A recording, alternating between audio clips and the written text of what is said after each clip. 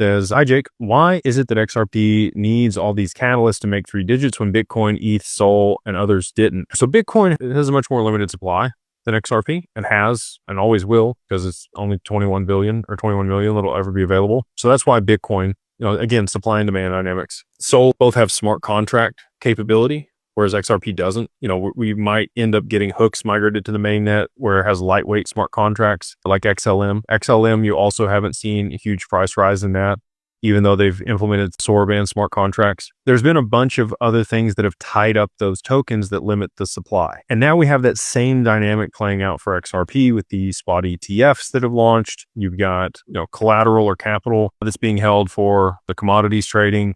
You got other derivatives that are being launched on XRP. You got stable coins and other things on the XRPL that are causing more volume in transactions. Anytime you see more volume in transactions on a network, you're going to get price appreciation of the underlying asset.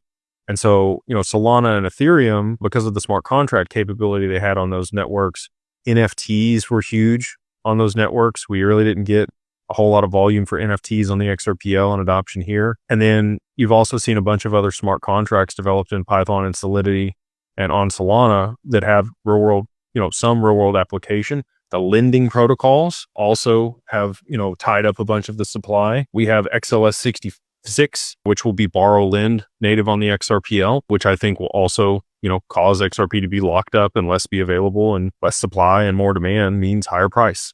So those 3 in particular that you mentioned there, they've already had situations where the supply was limited and there was a significant amount of demand for the asset. And that's what caused the appreciation of those tokens and the liquidity to move into those ecosystems. And we're right here on the forefront of that for XRP. So hopefully, that's why we need all these catalysts and we need the adoption of the network so that we get the volume and then the price appreciation.